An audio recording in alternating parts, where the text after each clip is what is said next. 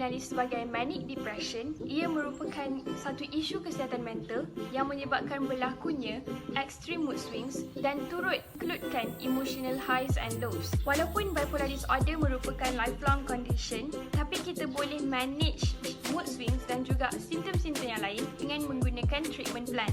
Selalunya bagi kes bipolar disorder, kita akan rawat dengan menggunakan medications atau psychological counselling. Bagi orang yang mempunyai bipolar disorder, akan ada time yang dia tiba-tiba rasa sangatlah happy, sangat excited, sangat bertenaga, dan akan ada certain time yang dia rasa sangat sedih, sangat kecewa, sangat down. Perbezaan antara kedua-dua emotions tu sangatlah ketara. Next, simptom-simptom bagi bipolar disorder. Pertama, mania. Kedua, hypomania. Yang ketiga, depression. Tiga-tiga simptom tersebut merupakan common symptoms dan orang yang mempunyai bipolar disorder akan mengalami simptom-simptom tersebut. Yang pertama, mania. Mania ni dia lebih daripada feeling of elation, high energy ataupun being distracted. Dia sangatlah intense dan akan interfere dengan aktiviti harian. Orang yang berada dalam manic phase, selalunya dia akan buat very irrational decision. Contohnya dia spend duit yang sangat banyak sampai dia dah tak afford untuk beli apa-apa lagi. Selalunya, manic ni dia caused by outside influences. Contohnya drugs and alcohol. Alright, yang kedua, hypomania. Hypomania ni dia kurang sikit daripada mania dan orang yang berada dalam hypomanic episode akan berlaku perubahan terhadap behavior dia. Sedikit je perubahan tu, tapi bagi orang di sekeliling dia, diorang akan perasan perubahan tersebut. Dan yang ketiga, depression. Depression simptom-simptomnya macam biasalah, tiredness, susah untuk concentrate, akan berlaku changes in sleeping dan juga eating habits dia, dan dia ada thoughts of suicide. Antara masalah kesihatan mental yang sering dihadapi oleh masyarakat di dunia ini ialah kemurungan. Apa itu kemurungan?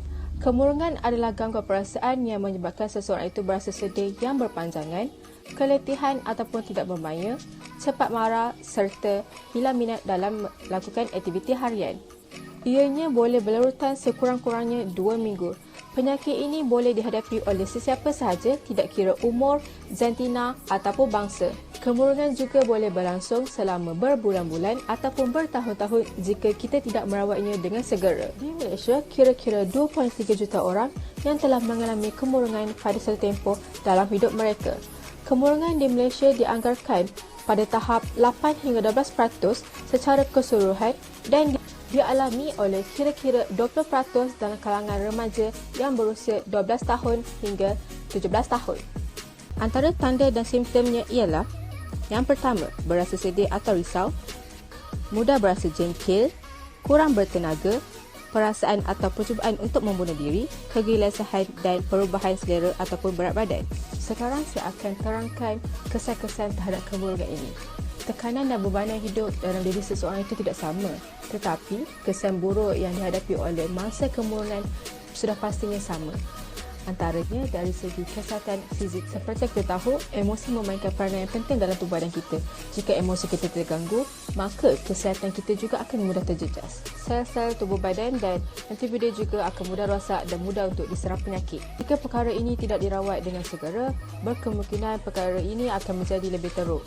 Jadi, kita tidak seharusnya mensisihkan ataupun menghiraukan orang-orang yang mempunyai masalah kemurungan ini berseorangan diri. Yang terakhir, dari segi prestasi akademik ataupun kerjaya mereka. Yang pasti, jika kita mengalami masalah kemurungan, maka prestasi akademik ataupun kerjaya kita akan terjejas. Hal ini kerana kita mengalami kemurungan dan tidak boleh bekerja dengan sehabis baik. Dengan itu, ianya akan menjejaskan masa depan seseorang individu itu. Obsessive Compulsive Personality Disorder atau dikenali sebagai OCPD adalah satu gangguan kepribadian yang dicirikan oleh kesempurnaan, ketertiban dan kekemasan yang sangat melampau. OCPD ini biasanya bermula pada peringkat awal dewasa dan lebih banyak dialami oleh lelaki berbanding wanita. Segi statistik, daripada 2.1 hingga 7.9 populasi mengalami OCPD.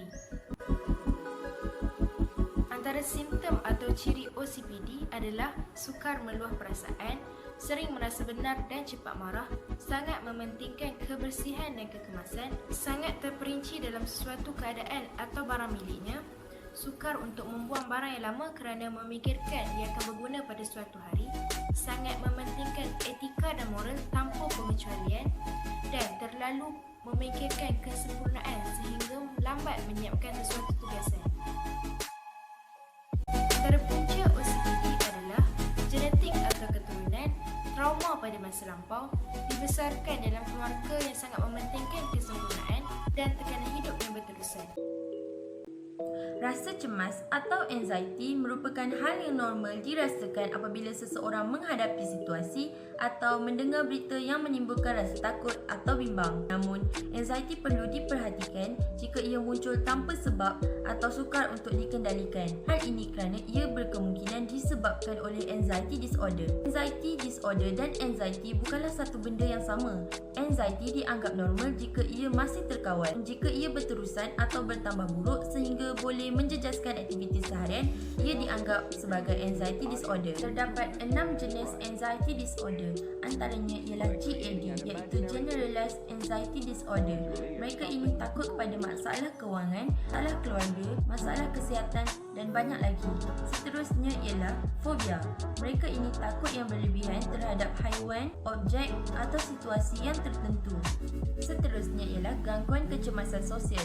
Mereka ini takut dan risau terhadap situasi sosial yang melibatkan interaksi dengan orang ramai. Yang keempat ialah PTSD, Post Traumatic Stress Disorder. Mereka ini pernah mengalami sesilam yang traumatik ataupun pernah berada dalam situasi yang mengancam nyawa. Seterusnya, panic. Mereka ini takut dan risau tanpa sebab. Dan akhir sekali ialah OCD, Obsessive Compulsive Disorder. Mereka ini mempunyai kecenderungan untuk melakukan sesuatu perkara berulang-ulang. Antara cara untuk mengelakkan dan mencegah anxiety disorder ialah mencukupkan tidur dan rehat, mengurangkan consumption of caffeine and alcohol, kurangkan stres dengan cara bermeditasi ataupun yoga, bersukan dan jauhi perkara yang negatif. Jika rasa cemas dan takut terus berlarutan, segeralah berjumpa dengan pakar psikiatri untuk rawatan lebih lanjut. Untuk mengetahui punca anxiety dan jenis anxiety yang dialami, pakar psikiatri akan menjalankan pemeriksaan psikologi. Jika hasil menunjukkan bahawa anda menghidapi anxiety, psikiatri akan mengatasi anxiety tersebut dengan psikoterapi dan kaunseling serta ubat penenang jika perlu. Cara mengatasi isu kesihatan mental. Yang pertama, bercakap dengan seseorang yang anda percayai seperti ahli keluarga, ibu bapa, adik-beradik ataupun kawan baik. Dapatkan nasihat pakar seperti kaunselor.